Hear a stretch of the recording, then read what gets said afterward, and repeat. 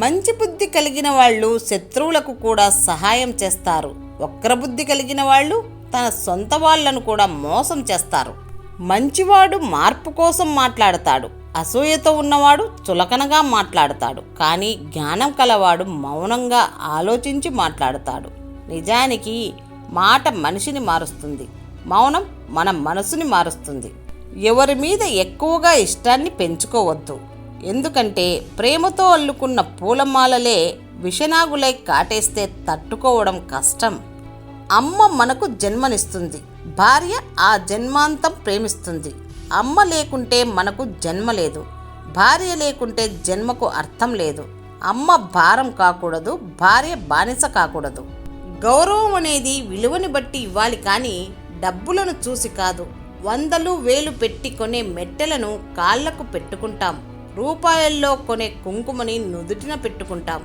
ఉన్నవాడు తాగితే పార్టీ అంటారు, లేనోడు తాగితే తాగుబోతూ అంటారు. ఉన్నోడు తిరిగితే డేటింగ్ అంటారు, లేనోడు తిరిగితే బరి తెగించారు అంటారు. ఇదే ఈ సమాజం తీరు. సంతోషం అంటే ఎదుటివారి ముందు నవ్వుతూ ఉండడం కాదు, ఒంటరిగా ఉన్నప్పుడు ఏడవకుండా ఉండడం. రోజులు ఎప్పుడూ ఒకేలా ఉంటాయి అనుకుంటాం, కానీ నమ్మిన మనిషిలో మరో కోణం కనిపించినప్పుడు కాలం కూడా కొత్తగా కనిపిస్తుంది. మన జీవితం ఎదుటివారిని ఆకర్షించేంత అందంగా లేకపోయినా ఎదుటివారిని ఆలోచింపచేసేంత అద్భుతంగా ఉంటే చాలు.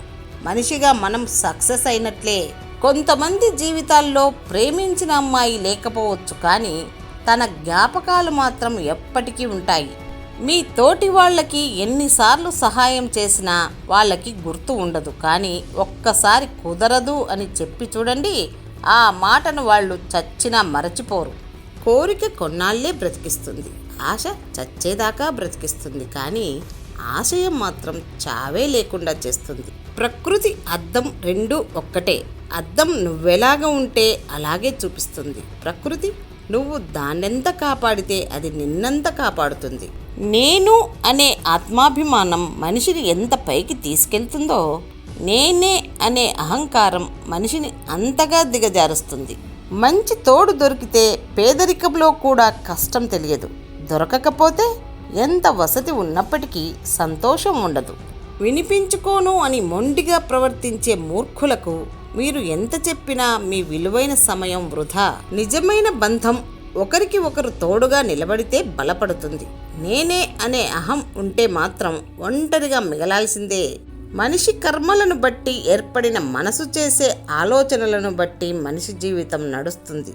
దురదృష్టాన్ని చూసి బాధపడకు, అదృష్టం మీద ఆశపడకు. నీ కష్టాన్ని నువ్వు నమ్ముకొని ముందుకు వెళ్ళు, అవన్నీ నీ వెనకాలే వస్తాయి. బయట వాళ్లకు ఇచ్చే సమయం విలువ మన వాళ్ళకి ఇస్తే మన వాళ్ళు బయట వాళ్ళు కాకుండా ఉంటారు.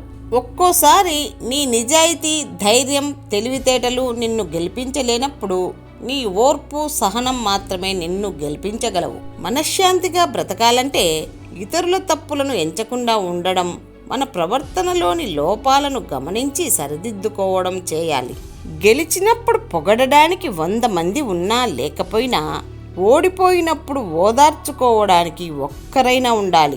నీ సహాయం అడిగిన వాడిని ఎప్పుడూ చులకనగా చూడకు.